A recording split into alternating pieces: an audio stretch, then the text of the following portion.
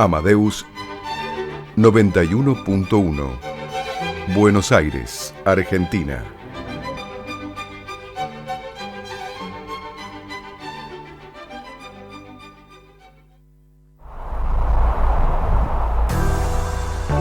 A partir de este momento comienza Segunda Convocatoria, el programa de la propiedad horizontal. Ideado y realizado por el Foro de Abogados de la Propiedad Horizontal.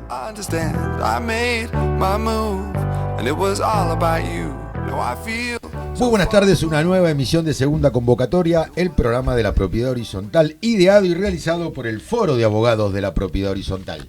Como siempre en vivo, aquí en FM Radio Amadeus 91.1, todos los miércoles de 19 a 20 horas en vivo, en nuestro capítulo 174 en la cuarta temporada de Segunda Convocatoria.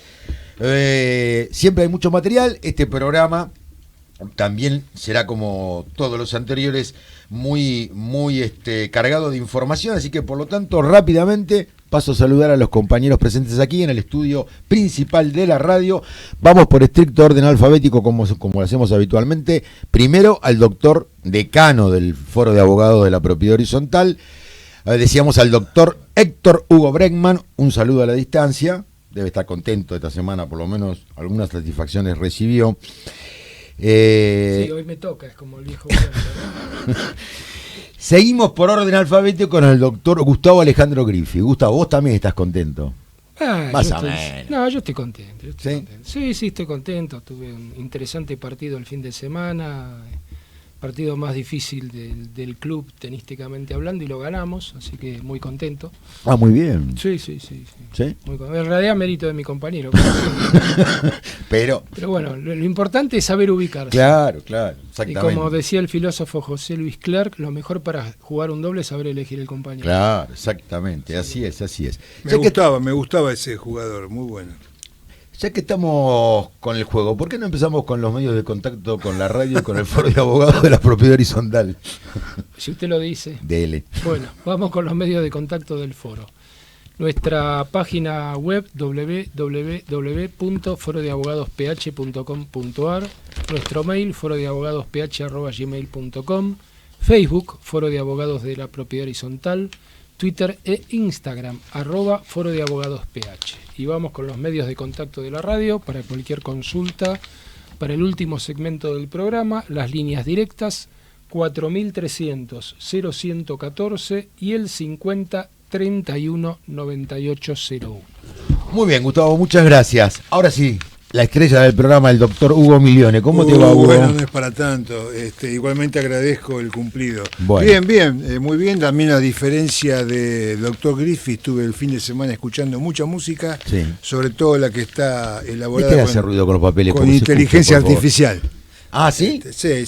Muy bien, qué avanzado que andamos, y fíjense que ya el tema ese que sacó Los Sobrevivientes de los Beatles del año 23 está programado está promocionado para el Grammy 25, en función de todo el armado. No, pero bueno, lindo fin de semana. Y ahora viene uno más lindo, porque tenemos un fin de semana largo. Más inteligencia artificial. Más inteligencia. Doctor Milione, el número de WhatsApp. Exactamente. ¿Mencionaron los anteriores números? Sí, todo. Bueno, WhatsApp, pueden dejarnos como siempre sus mensajes al número 11-2395-1992. Perfecto, 1908, 24 grados 7 en la ciudad autónoma de Buenos Aires, en la capital de la República Argentina. Hermoso día, primaveral. La verdad que está muy lindo el clima aquí en Buenos Aires. Si quieren escucharnos online, también lo pueden hacer a través de la página web de la radio, radioamadeus.com.ar. Allí van a encontrar una solapa en esa página, la repito, www.radioamadeus.com.ar, que dice Segunda Convocatoria, el programa de la Propiedad Horizontal. Pasadita a las 20 horas, Ricardo Piñeiro, a quien saludamos a través del vidrio de la pecera, quien hace posible que estemos al aire en vivo, cuelga el programa número 174, el de hoy.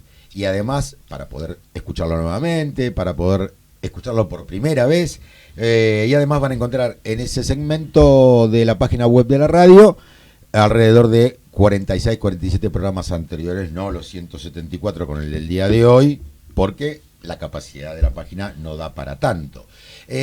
También nos pueden escuchar online con alta fidelidad a través de la aplicación de la radio, que se baja de las tiendas de los celulares en cualquiera de sus dos sistemas. La encuentran por FM Radio Amadeo 911 o 91.1. Si quieren escucharnos y vernos entre mañana y pasado, Morena, que es nuestra community manager, a quien saludamos afectuosamente desde aquí, va a colgar en el canal de YouTube del Foro de Abogados de la Propiedad Horizontal este programa y también en otras de las redes sociales. Atento que estamos en todas las redes sociales, por suerte, desde hace varias semanas, con adelantos, con avisos del programa y también con presentaciones especialmente de los doctores Griffi y Milione, que por algunos cachet altos están promocionando los programas. Casas funerarias. Casas funerarias están promocionando. Bueno, ¿qué nos falta decir? Que si quieren enterarse previamente al programa de qué vamos a tratar y si traemos algún invitado o invitada, lo pueden hacer a través del Facebook del Foro de Abogados de la Propiedad Horizontal el fin de semana anterior, y también a través del Facebook y el Instagram de la radio, de Radio Amadeo 91.1, porque también los martes la radio replica esta información. Creo que está hecha toda la presentación. Por lo tanto, Ricardo, vamos a lo nuestro. El tema central en segunda convocatoria. ¿Cuándo una cláusula reglamentaria puede ser considerada cuestionable? Hemos hablado muchísimo de cuestiones reglamentarias, del reglamento de propiedad horizontal. Digamos que todo está relacionado con el reglamento de copropiedad del edificio, correcto, ¿no? Que es el instrumento que se otorga por escritura pública para hacer nacer el estado de propiedad horizontal, como base, ¿no? Exactamente. Hemos hablado hasta de la naturaleza jurídica del reglamento, si es un contrato, si es un estatuto, bueno, etcétera. Lo cierto es que hoy vamos a tratar puntualmente las cuestiones más controvertidas dentro de las cláusulas del reglamentarias de un reglamento precisamente de propiedad horizontal. Pero antes vamos a hacer una diferencia que la hemos mencionado en muchas ocasiones aquí en segunda convocatoria, pero siempre es bueno refrescarla para todos, ¿no es cierto? Digo, esta diferencia entre las llamadas cláusulas estatutarias y reglamentarias. Bueno, a ver, hemos estado hablando en los distintos programas sobre distintos aspectos del reglamento de propiedad del consorcio. Hemos referido en su momento que tenía que ser inscripto por ante el registro de la propiedad inmueble y tenemos, digamos, algunos artículos dentro justamente en lo que hace el Código Civil y Comercial, en el área específica de propiedad horizontal, que por supuesto hacían referencia al contenido que tenía que tener el reglamento y a determinadas características del reglamento de copropiedad. Una de las cosas, por ejemplo, que refieren es la mayoría para modificar el reglamento. Y vamos a decir que en principio hablan de los 2/3. Pero estas modificaciones de 2/3 no son aplicables a la totalidad de las cláusulas del reglamento de copropiedad. Ahí es donde tenemos que diferenciar entre las cláusulas estatutarias y las reglamentarias. Las cláusulas estatutarias son aquellas que afectan de manera directa el derecho patrimonial de los propietarios que conforman ese consorcio y que por consiguiente para poder ser modificadas requieren la unanimidad. Y tenemos otro artículo dentro del Código Civil y Comercial de la Nación, que me parece que es el 2061, si no recuerdo mal, que hace referencia a la necesidad de tener que contar con la presencia expresa de los con propietarios. La conformidad expresa. Exactamente, no la tácita que establece el 2060. O sea que ahí el propietario tiene que expresamente en ese tipo de cláusulas, para poder reformarlas, las llamadas estatutarias, manifestar su voluntad. Y ahí, por ejemplo, tenemos las que hacen referencia al destino de las unidades funcionales, la que hacen referencia a los porcentuales de las unidades funcionales, la que hacen referencia a cambiar partes comunes en privativas, y privativas en partes comunes. Correcto. Ese tipo de cláusulas son las que podemos considerar como estatutarias. Las otras cláusulas, las llamadas cláusulas reglamentarias, si bien, digamos, de alguna manera todas las cláusulas tienen afectación patrimonial, digamos que estas cláusulas de alguna manera son más susceptibles de apreciación o evaluación en el momento en que el propietario se incorpora al consorcio, ¿no? Con lo cual no habría una afectación tan directa de los derechos patrimoniales como podrían ser en el otro caso, y que de alguna manera son más asimilables a cuestiones administrativas o de, digamos, convivencia o de gestión del consorcio, no de una afectación patrimonial tan elevada como las llamadas cláusulas estatutarias. Perfecto, doctor Griffi, está hecha la aclaración, por lo tanto ahora nos vamos a abocar a las reglamentarias, es decir, aquellas que no afectan derechos subjetivos o derechos patrimoniales de los propietarios, pero que tienen que ver con precisamente cuestiones de convivencia, cumplimiento de directivas o normativas establecidas en el reglamento, y cuando se producen los cuestionamientos, o podemos entender que pueden ser cuestionables las cláusulas. Usualmente los casos más conocidos tienen que ver con, por ejemplo, la modificación del destino de una unidad funcional. Claro, es decir, cambiar el destino por el cual inicialmente figura para el uso por el cual fue destinado, ¿no? O sea, tanto la determinación del destino como de las partes comunes forma parte justamente del conjunto de cláusulas estatutarias, por lo cual le da una fisonomía particular y es necesario para cualquier cambio la unanimidad de los propietarios. Es cierto que de acuerdo a las categorías de cada consorcio, no todos cuentan con un único destino para las unidades que pueden tener, ¿no es cierto? Es decir, cuando se redacta en el reglamento el destino, justamente esto debe estar de alguna manera confeccionado a lo que establece el Código Civil. Precisamente el Código, en el artículo 2056, en uno de sus incisos, es decir, lo mínimo indispensable que debe contener un reglamento de propiedad horizontal, dice concretamente que debe fijar el destino de la unidad funcional. Hay un principio general que dice que todos los que habitan un inmueble edificado como objeto, digamos, de propiedad horizontal, se deben regir por las normas del reglamento, y el que pretenda en una unidad funcional un destino diferente al que está fijado estatutariamente, está obligado a obtener la correspondiente autorización de la asamblea, ¿no? Pero que tiene que ser expresada en forma unánime. Yo creo, esta es una opinión personal, por supuesto, y puede no haber coincidencia, pero que cuando hablamos del destino de las unidades funcionales, el criterio del reglamento tiene que ser plenamente expreso. Es decir, lo que no está específicamente determinado, digamos, no está aceptado en el reglamento. Me parece que acá, por lo menos mi criterio, es que no puede haber una interpretación. O sea, es un criterio estricto el tuyo. Exactamente. Si no lo dice el reglamento, no está autorizado. Ese es mi criterio. Porque hay muchos que utilizan el criterio contrario precisamente para ampliar ese abanico de posibilidades. Dice, no lo prohíbe. Si no lo prohíbe, por ese principio de que lo que no está prohibido está permitido, yo coincido con Gustavo, quiero decir que tiene que haber manifestación concreta, porque si no, cualquier cosa sería el destino, porque es difícil a veces determinar puntualmente. Pero digamos que tenemos tres destinos, digamos, esenciales, que por supuesto pueden de alguna manera unirse y conformar otros, pero digamos, tenemos en principio el destino de vivienda, el destino de apto profesional y el destino comercial, que pueden ser mixtos, ¿no? Puede un consorcio tener destino de vivienda y apto profesional. Y fundamentalmente en lo que se refiere al tema de, por ejemplo, apto profesional, ha generado arduas discusiones en cuanto a la determinación de qué es apto profesional y cuándo deja de ser apto profesional para tener otro tipo de destino distinto, ¿no? Ahí hemos encontrado distintos fallos y me parece que los problemas más álgidos, por lo menos en mi experiencia, son los que se vinculan a los consultorios médicos. Porque bueno, si estuviéramos hablando de, vamos a suponer, un profesional independiente, un profesional único, o quizás hasta inclusive un estudio de abogados, pero el tema del consultorio médico genera un desenvolvimiento dentro de, increíblemente, de las partes comunes del consorcio, que lo afecta de una manera específica. ¿No?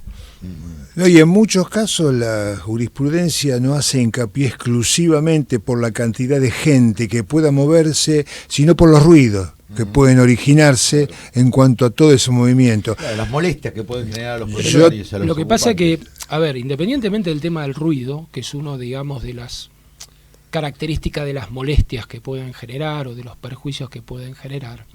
A ver, yo he visto, por ejemplo, que los consultorios médicos generan un desenvolvimiento de gran cantidad de gente, Sí, ¿sí?, que van justamente hall de entrada, permanecen a veces en el hall de entrada porque no hay lugar en los pisos o no hay lugar en los pasillos de acceso, vamos a suponer a la unidad funcional donde se desenvuelve el consultorio. Muchos problemas con el tema de los ascensores. Claro. A veces sube gran cantidad de gente. O el movimiento permanente. Claro, el ascensor se descompone o ocupan el ascensor. Los residuos patogénicos o Claro. patológicos. Bueno, pero ese caso muchas veces está específicamente previsto, ¿no? previsto en el reglamento como prohibitivo, Claro. digamos, ¿no? Pero hay casos que no. Me acuerdo que, por ejemplo, en un consorcio los mayores problemas que tenían era que el consultorio médico era pediátrico. Claro. Entonces, pasaba, bueno, que dejaban los carritos de los bebés y los pañales y que los cambiaban en el hall de entrada, bueno, una serie de inconvenientes complejos. justamente que deriva de lo que el apto profesional era muy ambiguo, o así sea, es. no terminaba de especificar. Y después, bueno, con relación al tema, por ejemplo, comercial,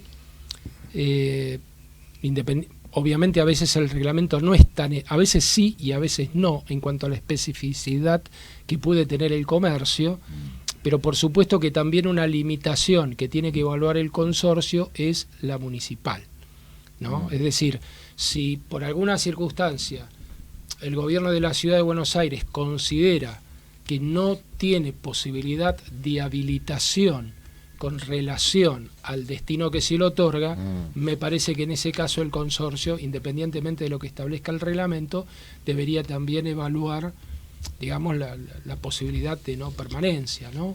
Y también genera algunos otros tipos de inconvenientes. Por ejemplo, es muy usual con el tema de los restaurantes, con el tema de los bares, por ejemplo, la llamada salida de los cuatro vientos, claro, que tienen que hacerla toda a través de una parte común. Eso genera ruido, genera molestia, puede generar daños sobre lo que sería el pozo de aire y luz. Emisiones, porque si no está bien hecha entran humos, olores. Exactamente. Hay varios problemas que están vinculados al tema de los Hay una línea que concuerda en jurisprudencia y doctrina, que justamente hablando de esto, dice que si el reglamento establece que el edificio es apto para destino profesional, permitiendo que las unidades se utilicen como consultorios, estudios profesionales o escritorios, no resulta antirreglamentaria la actividad que corresponde a una empresa que ofrece servicio de fotografía, por ejemplo, filmaciones, sonido, iluminación para fiestas, eventos sociales, cuando se ha probado que el movimiento que genera ese tipo de actividad no es muy distinto al que causaría cualquier consultorio o estudio profesional. O sea que el movimiento de personas se origina en una actividad permitida por el reglamento, no puede ser en principio una causa de reproche para el consorcista o el ocupante, ¿no? Bien. Esto lo dijo la Cámara Nacional Civil en la sala I el 8 de febrero del año 2001 en los autos consorcio de propietarios Coronel Díaz 1815/17 con Rosán Raquel sobre acciones del artículo 15 de la ley 13.512. Recordemos que el artículo 15 de la ley establecía las acciones ante los incumplimientos de reglamento, lo que hoy es el 2069. Correcto. Del Código Civil. Yo tenía un caso de dos consorcios antiguos, digamos por la antigüedad del edificio, que se planteaban siempre problemas por el hecho de haber, aparentemente, algunos de los propietarios o profesionales, haber comprado una unidad apto profesional, pero que habían decidido de alguna forma anular el portero eléctrico.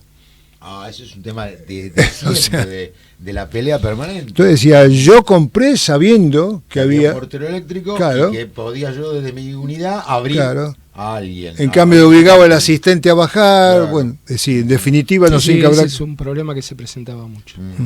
Y también había un consorcio en el cual hasta el segundo piso había apto profesional, del tercero para arriba solo vivienda. Está mejor repartida la cosa. Y no podía establecerse, por lo que yo dije antes, por ejemplo, específicamente, lo decía el reglamento, consultorios de odontología.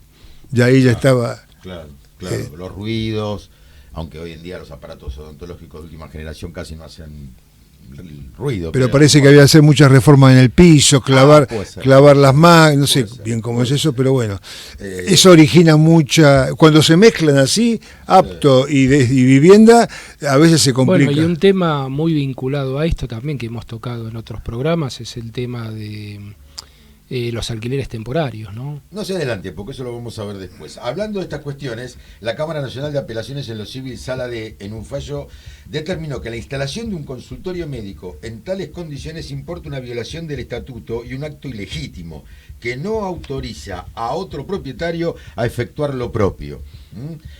Es lo normal. Lo tiene el de al lado porque no lo puedo tener yo. En tal situación, dijo la Cámara, solo corresponde a los interesados en impedir la infracción, ejercer las acciones legales pertinentes. Esto fue en los autos Consorcio Calle Rivadavia 7091 con Mirasó, Arnaldo R. y otro. La Sala D, dijimos, de la Cámara Nacional Civil de la Capital Federal, del 28 de mayo del año 1957. Miren si estos temas ya llevan décadas de discusión, ¿no? de planteos y de cuestiones o de planteo de cuestiones controvertidas dentro de la propiedad horizontal. ¿Qué más podemos decir con respecto a esta cuestión del destino? Y fundamentalmente en estos casos, como comentaste recién, puede que de alguna manera haya uno o dos casos en particular y que el consorcio no haya hecho objeción nunca. Eso no significa que eso tenga que estar como consentido. Eso te iba a decir, o sea, consentimiento tácito. No hay consentimiento tácito, y es más, cualquier, en este caso, propietario que acredite un perjuicio puede estar legitimado para iniciar una acción. Ahí está.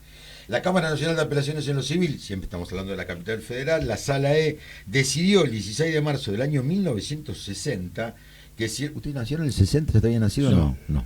Usted ya había nacido. Sí, ya estaba. Que si el reglamento autoriza como destino de una unidad la instalación de un estudio artístico, no corresponde establecer en ella una escribanía. Mire qué planteo, esto fue en Consorcio de Propietarios, Edificio Paraguay 1148 con Echeverri Luis H. y otro. El mismo tribunal resolvió el 2 de junio de 1960 que si el reglamento permite exclusivamente en las unidades el funcionamiento de oficinas profesionales o comerciales y prohíbe instalar industrias, talleres y actividades que produzcan ruidos molestos o emanaciones nocivas, corresponde ordenar la clausura del taller habilitado en un departamento, aunque no provoque ninguna de las consecuencias mencionadas. Esto fue en los autos Consorcio de Propietarios Calle Sarmiento, 1959/67/69, con Cohen Elías. Y la Sala D de la misma Cámara dispuso el 29 de abril del año 1959 que debe ser eliminado el funcionamiento de una agencia de turismo en un departamento destinado por el respectivo reglamento a vivienda, aunque el propietario lo ocupara igualmente para vivir en él y a pesar de que la agencia no ocasionara en su funcionamiento molestias a los otros ocupantes, ni afectara la moralidad ni el buen nombre del edificio.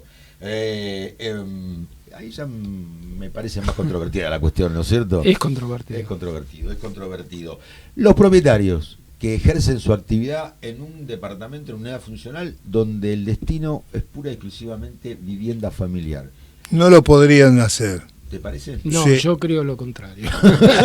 Me gustó. Como suele pasar. Me gustó la tenida. No, lo que pasa es que muchas veces es un país no muy acostumbrado a respetar las normas, ¿no? Está bien, no, pero digo... Pero hay un criterio negarle... jurisprudencial donde de alguna manera, a ver, si tenés un abogado que vive en una unidad funcional y de alguna manera ejerce ahí, o tenés una profesora de inglés, claro. Yo creo que tiene o que ver... una costurera, ponele. Tiene que ver con las claro. posibles molestias que pueda generar. Claro. Si no Sí. genera molestias, si no es un gran movimiento... por supuesto, una actividad comercial, un movimiento excesivo de gente, como recién hablábamos en el caso de estos médicos y de los pediatras. Bueno, y por ejemplo, había algunos que me acuerdo también que se la rebuscaban vendiendo comida y generaban un problema. Había algunos que estaban en planta baja, claro, y utilizaban la olores. ventana para Claro. dispendio de comida. Me acuerdo que el administrador me comentaba que había 20 o 30 bicicletas de Rappi, viste, para la salida de la comida, más los olores. Bueno, no, yo tuve hace unos cuantos años 2 ejemplos. Se había terminado de alquilar, se había ido, volvieron a ocupar los propietarios, que en este caso era un departamento en planta baja, de la colectividad coreana.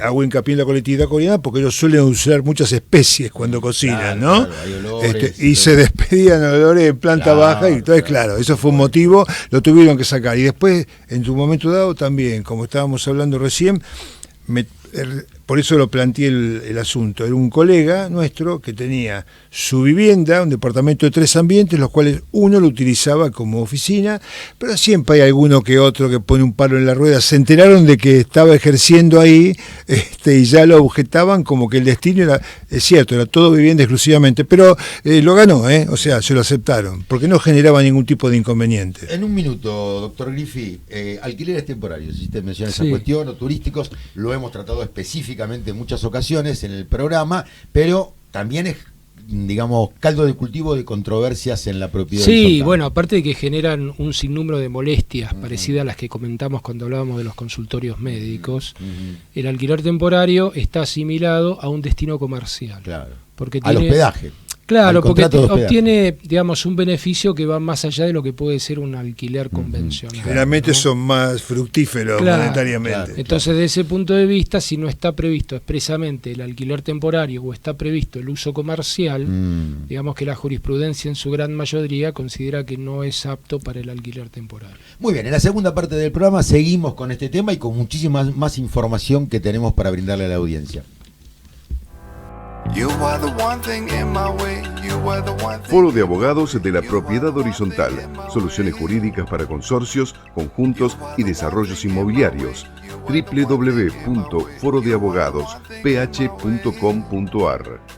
Correo electrónico forodeabogadosph@gmail.com. En Facebook, Foro de Abogados de la Propiedad Horizontal. En Twitter, @Foro de Abogados PH. Y en Instagram, Foro de Abogados PH.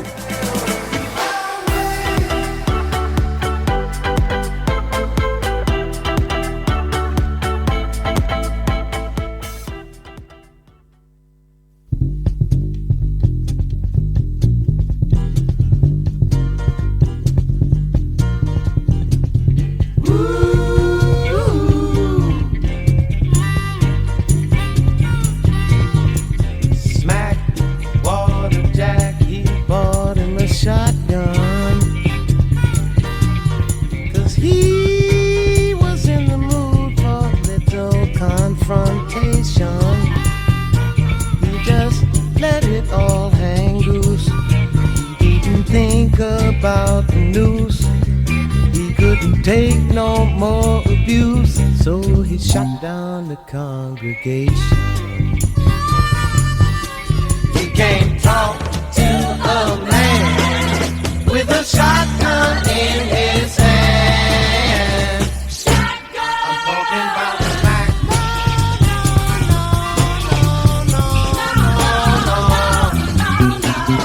Now Big Jim, the chief, he stood for law and order.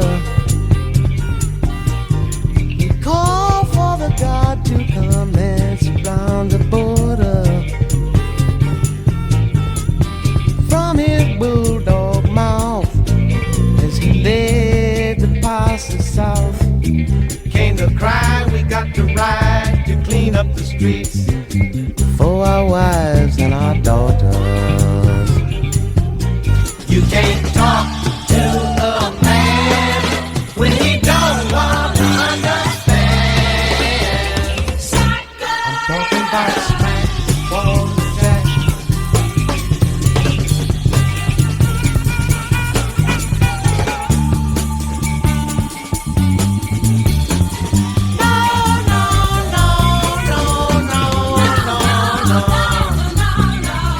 The account of the capture wasn't in the papers,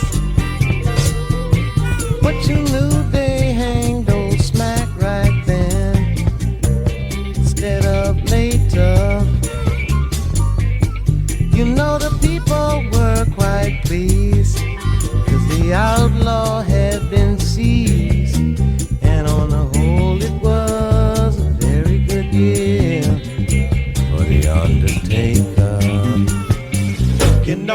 No, you can't talk to a man with a shotgun in his hand. Shotgun. Smack Jack, yeah. Smack Jack for the shotgun. Yeah, Smack Jack for the shotgun. Oh, Smack Jack, yeah. Smack Jack, yeah. Talking about Smack Jack, yeah. Woo, for the shotgun. Talking about Smack Jack, yeah, for the shotgun. Smack Jack and the shotgun. Yeah, yeah, yeah. Smack Jack, yeah. Woo, Smack Jack and the shotgun. Talking about Smack, talking about Jack. Bueno, estábamos escuchando un tema de este gran compositor, arreglador, instrumentista, justamente ahora que se produjo el fallecimiento el día 3 de noviembre de Quincy Jones, a la edad de 91 años, nació en 1933 y falleció el día 3 de noviembre. Fundamentalmente, su nombre era Quincy Delight Jones, y fundamentalmente era un músico, director, productor, arreglista y compositor. Cultivó desde el pop, funk, soul, big band, rock and roll, bossa nova. Fue brillante realmente y era como instrumentista, ejecutor de trompeta, piano, voz, batería y sintetizador.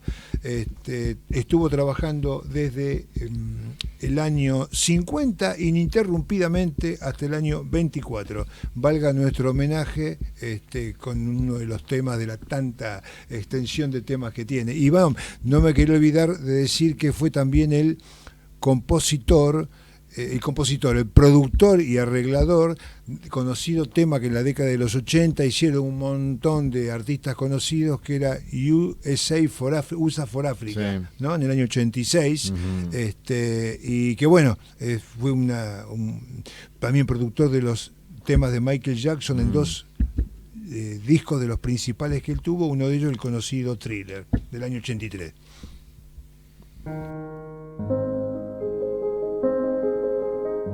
Pianos Riesenfeld. Nuestra labor vale más que su precio. Afinación, reparación, restauración, compra-venta, asesoramiento, tasaciones, traslados y consignaciones de pianos.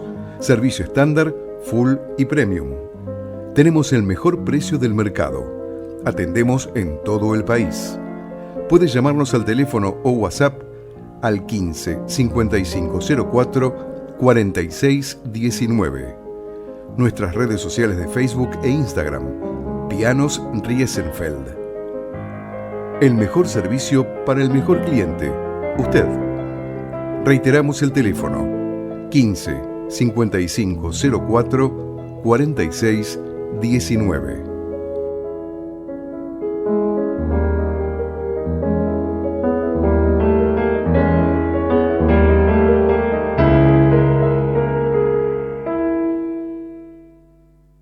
La opinión en segunda convocatoria. Muy bien, seguimos aquí en segunda convocatoria, el programa de la propiedad horizontal, 19:38, 23 grados 6. Bajó un poquito la temperatura aquí en la ciudad autónoma de Buenos Aires. Seguimos informando y opinando. Ahora, entre los casos más usuales de cláusulas estatutarias y reglamentarias controvertidas o cuestionables, la de las llamadas prohibiciones o limitaciones, mejor dicho, a la ocupación de unidades con animales o con niños. ¿Qué se puede decir? Bueno, son dos casos muy controvertidos. La verdad que, digamos, algo que tuviera alguna característica edilicia muy especial, el consorcio, la verdad que me parece una locura el tema de la prohibición de niños. Yo la verdad nunca he visto un reglamento que tuviera una cláusula de ese tipo, ¿no? No lo vio en la propiedad horizontal común, no pero sí se veía en muchos de los llamados especiales. Antes clubes de los clubes de campo, antes de la reforma del Código Civil, donde precisamente a través del artículo 2080, ahora vamos a ver que puede existir una limitación, pero no de esa característica, pero es así, en muchos de los clubes de campo se prohibía, en algunos de ellos, se prohibía la ocupación de viviendas con menores. Igualmente la opinión que era prevalente en esa época era de que si estaba contemplado en el reglamento, debía respetarse. Claro, por ¿no? eso. Sí, O sea, sí, tanto claro. para los animales como Claro. para, digamos, el caso de los chicos. Los animales tenían excepciones para el caso de necesidades especiales. Sí, estamos hablando de animales no humanos, ¿no? No Es humanos, decir, claro. no, bueno, está bien, hay que hacer la aclaración. ¿Eh? Hoy que estamos hablando de familia multiespecie y demás, hay que hacer esa aclaración. El artículo 2080 del Código Civil y Comercial de la Nación dispone que el reglamento de propiedad horizontal, esto tiene que ver con conjuntos inmobiliarios, puede establecer limitaciones edilicias o de otra índole, crear servidumbres y restricciones a los dominios particulares, como así también fijar reglas de convivencia. Todo ello en miras al beneficio de la comunidad urbanística. Distintas posturas sobre esto, pero me parece, digo, que todos coincidimos en que el tema de los niños hoy sería una cosa verdaderamente Muy anacrónica, rara. ¿no? Bueno, Sí, bien, totalmente. bien. Animales, ahora es distinta la cuestión. Sí, a ver, de alguna manera me parece que la jurisprudencia más moderna va también por un carril similar, pero por supuesto que sigue siendo un tema más restrictivo, ¿no? Yo creo que no hay una jurisprudencia uniforme, tenemos distintos tipos de criterios, aquellos que son más reglamentaristas y que basta que el reglamento lo diga como para que teóricamente, digamos, no sea permitido, y hay otros que dependen, independientemente de lo que pueda decir el reglamento, si esa tenencia de ese animal produce algún tipo de perjuicio o molestia al resto de los propietarios, Yo ¿no? creo que ahí fundamentalmente se aplica la llamada normal tolerancia. Exactamente. Como lo hemos hablado acá en el programa muchas veces, es un principio a veces difícil de Darle un criterio objetivo es darle un difícil. criterio, claro, Sí. es un criterio que a veces Pero lo que tiene pasa mucho es que más la con la normal subjetividad tolerancia- que con la objetividad.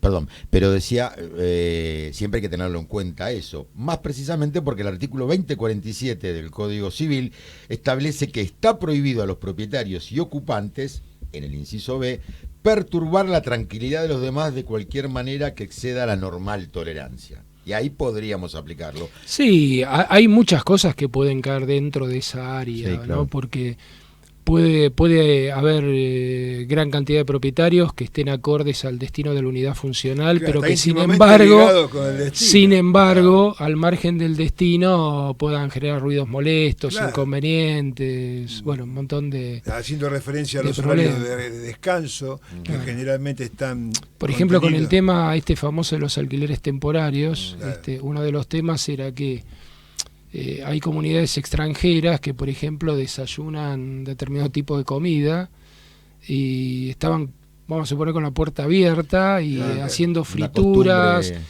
o haciendo cultural. pescado a las 8 o 7 de la mañana y, los vecinos pobres estaban como locos, ¿no?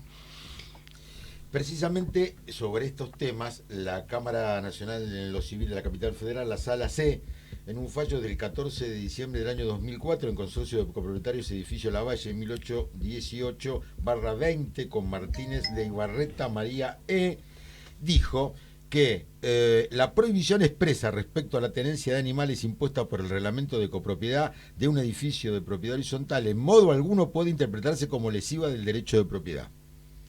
Pues quien, por decisión propia y libre, adquirió una unidad en dicho edificio, se sometió a sus disposiciones importando su incorporación al consorcio la total e incondicional adhesión a las previstas, mejor dicho, a las previsiones contenidas en el mencionado reglamento. Pero, sin embargo... Este es el famoso caso de que cuando uno hace, dado el carácter de adhesión que tiene el reglamento, y compra una unidad, dice que lo declara aceptar y conocer, Sí.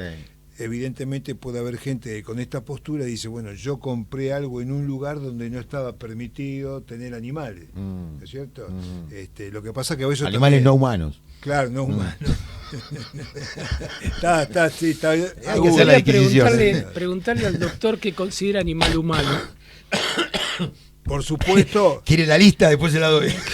por supuesto que hay excepciones, como ser, por ejemplo, el caso de los perros guía. una persona que lo necesita. El carácter terapéutico de los animales, Claro, un la chico compañía. autista que utiliza mucho No, los pero la perros. compañía, hay gente que vive, muchas familias monomarentales, los perros, los gatos, los animales domésticos son compañía, forman parte de la familia, por eso hablamos de familia Una multiespecie. pareja centroamericana que se terminó separando, el hombre se fue Sí. y la chica se quedó a cargo del puma que tenía. Bueno, ese ya no está Es un doméstico. poquito Era excesivo. un gato grande. Un gato grande, claro, Era un gato no, grande. por eso, da para todo. La jurisprudencia, especialmente apoyada en tratados internacionales y en convenciones extranjeras que hacen a la protección animal y a la llamada familia multiespecie, va en una dirección ya un poco contraria a este último fallo que habíamos comentado el año 2004. Va por el lado de, si no molesta, si no perturba, si el tenedor o el cuidador o el poseedor del animal se comporta como corresponde, la verdad que excluir al animal es un despropósito. Pero hay unos casos en los cuales justamente la sanción, Sí. cuando ocurre La exclusión. algo diferente, pero es una sanción contra el propietario, no contra el animal. Ajá.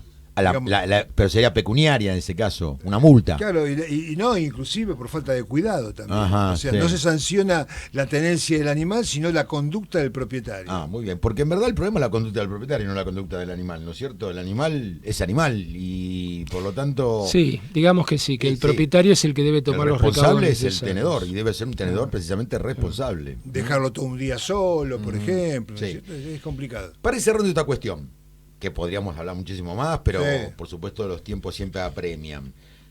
Existe una acción judicial por el lado de la nulidad de la cláusula reputada como ilegal o abusiva, ¿no es cierto? Esta acción que la puede emprender ¿quién, concretamente? Y la puede emprender, a ver, un propietario afectado o el administrador en representación del consorcio. Del consorcio. Claro, Ujú, sí, muy sí. bien. Tramita como un juicio ordinario, Sí.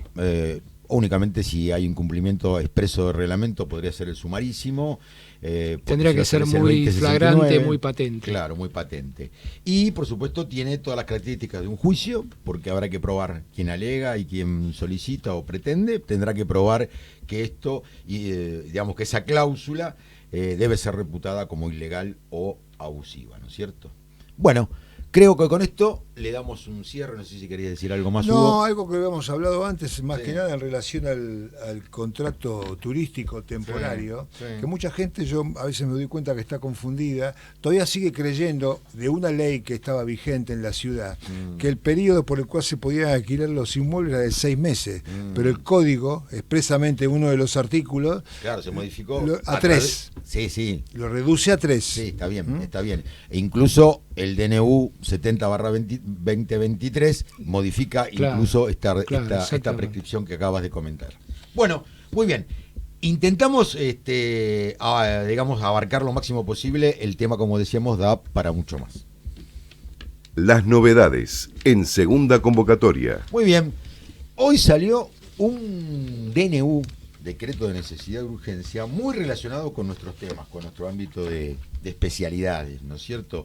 Que es el DNU 1017 o 1017/2024, por el cual el Poder Ejecutivo Nacional implementa las llamadas hipotecas divisibles, las que podrán constituirse sobre inmuebles sujetos a proyectos inmobiliarios para la posterior división y afectación al régimen de la propiedad horizontal o conjuntos inmobiliarios o para subdivisiones originantes de parcelas del dominio común. ¿Qué podemos decir al respecto? Sí, me parece bastante interesante y novedoso, ¿no? De alguna manera es la posibilidad de, fomentar el tema, por supuesto, de los créditos y a través de este sistema de hipotecas que, como justamente se refiere a divisibles, posibilita que alguien pueda adquirir, digamos, el proyecto de una unidad funcional y tenga que asumir la parte proporcional de lo que sería esa hipoteca, Ajá. ¿no?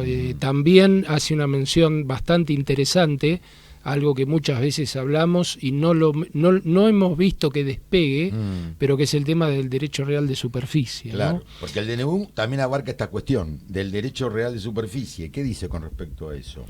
Y bueno, dice que tendrá la posibilidad de justamente sacar una hipoteca referida y vinculada a ese derecho, que por supuesto tendrá las limitaciones que derivan de ese derecho real de superficie. Es decir, que la hipoteca podrá ser constituida sobre la rasante, sobre el vuelo o el subsuelo. Y por el término específicamente establecido que esté vinculado a ese derecho Claro, real de porque superficie. es sobre el derecho a construir en el inmueble, 70 años sería ahí, dentro del plazo de duración del derecho de superficie. Para ello, el acto constitutivo de la hipoteca sobre el derecho real de superficie deberá cumplir con los requisitos establecidos en los artículos 2208 y concordantes del Código Civil y Comercial de la Nación. Asimismo, cuando el objeto del derecho real de superficie recaiga sobre una parte del inmueble, deberá ser descripto con las precisiones y características propias de un documento cartográfico, en las condiciones que la normativa aplicable en la materia lo determinen según la jurisdicción en que se encuentren.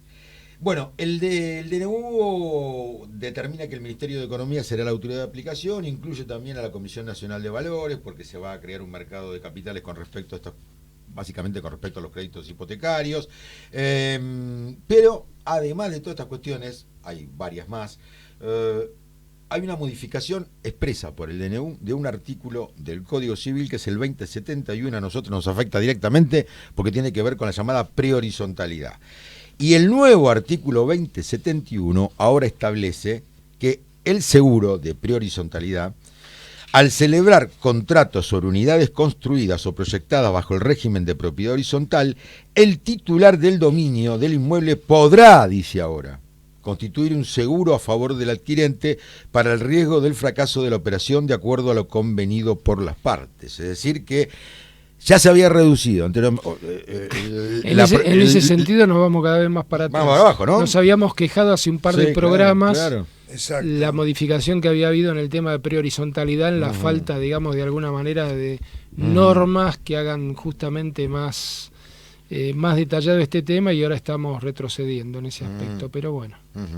Sí, porque ahora es facultativo constituir, digamos que la defensa o la garantía que pueda llegar a tener el adquirente de unidades futuras, digamos, puede ser nada directamente, está a la deriva totalmente, ¿no es cierto? Me parece que, y además, lo dejamos planteado como tema, modificar un artículo del Código Civil y Comercial a través de un DNU, y que además no encontramos el fundamento ni de la necesidad y mucho menos de la urgencia, porque esto se podría haber debatido perfectamente en el Congreso de la Nación. Me parece que acá hay una extralimitación, ¿no? Hay una extralimitación. Algo parecido pasó con el famoso también DNU Omnibus, claro, el tema de locaciones. Claro, 70/23. No solo, digamos, de alguna manera condicionó una ley especial, sino que también modificó artículos del Código Civil y Comercial. Claro, es así, es así. Muy bien.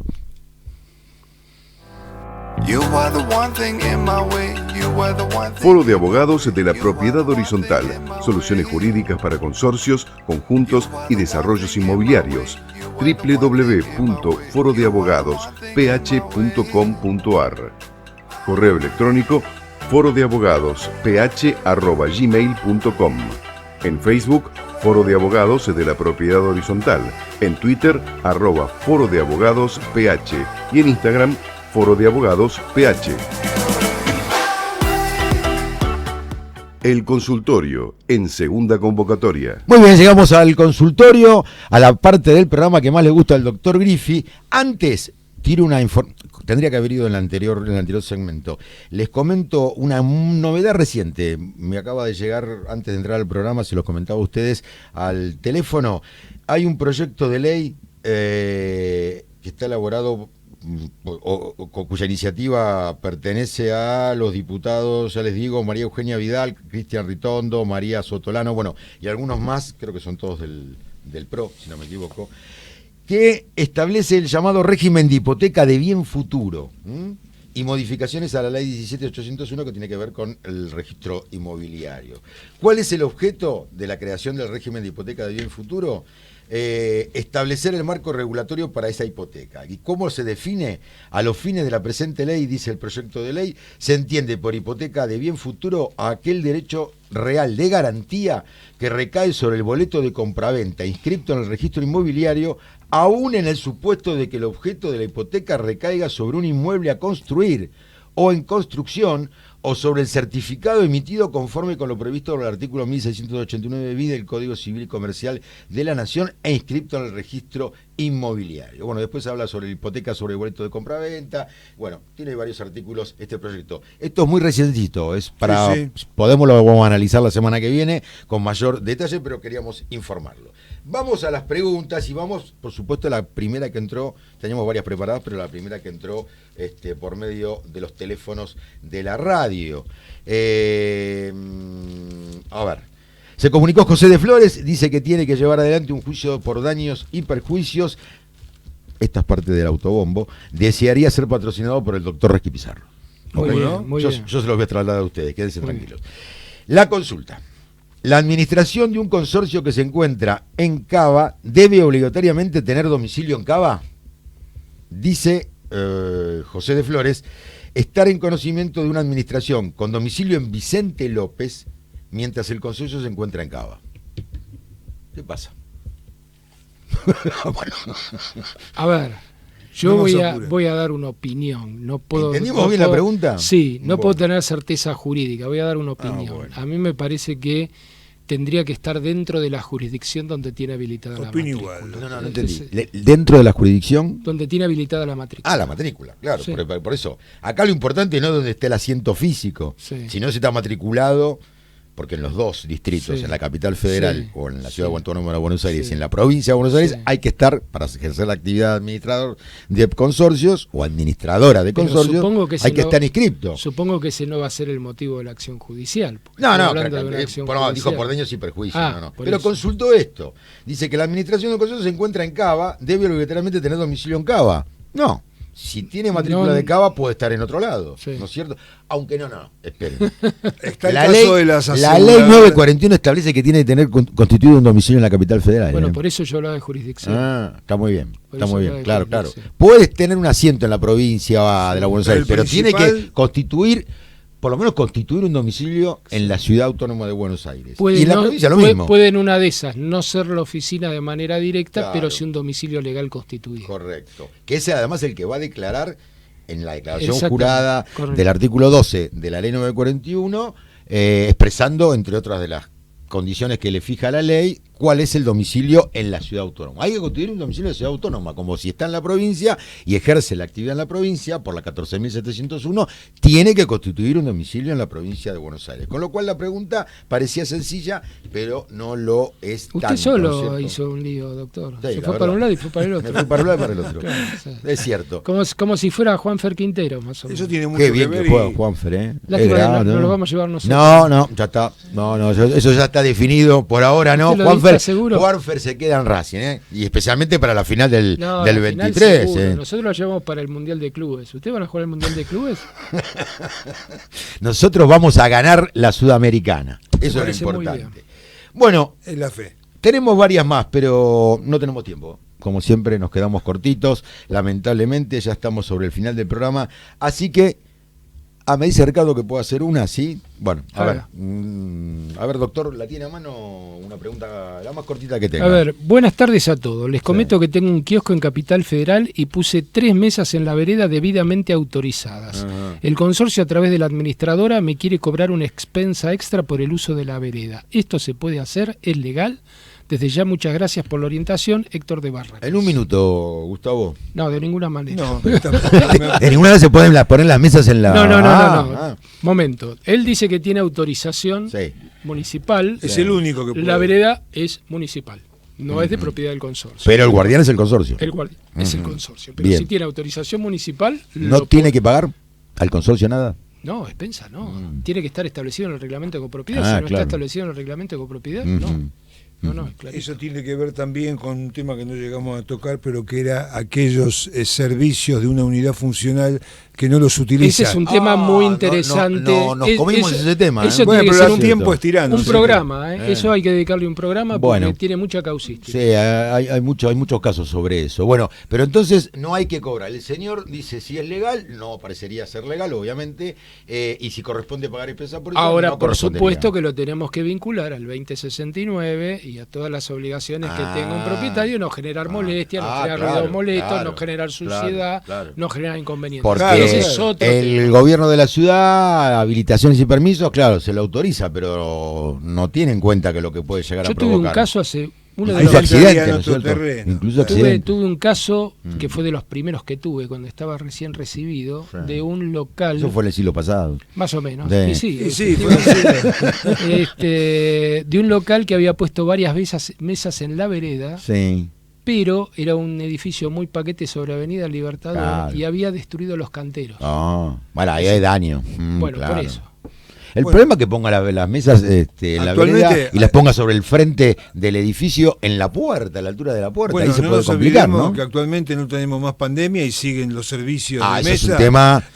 También No, y para- encima no se paga de eso, ¿eh? Ah, ¿no? No se paga. Y Ya toman lo han toda- dejado, como hay prescripción locales- adquisitiva. Claro, Toman lo van las prescribiendo, calles, toman las calles, no solo Toma las veredas. toma La la calle, vereda, la las calle, calles, la calle. y a veces es más grande el espacio De la por calle. fuera que el local propiamente dicho, y no están pagando en su gran mayoría. Claro, por no parte pagan del ningún gobierno de tipo. la ciudad, ¿eh? Sí, no sé, ahí se olvidó el gobierno de la ciudad. Sí, sí, Bueno, sí.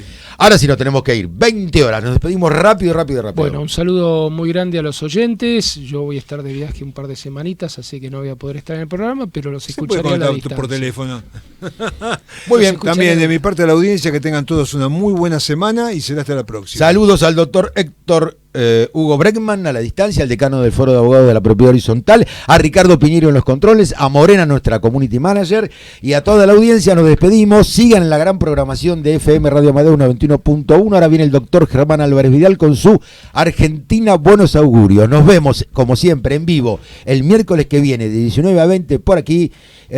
Muy buena semana. Hasta entonces. Desde la ciudad de Buenos Aires, República Argentina, transmite Amadeus 91.1.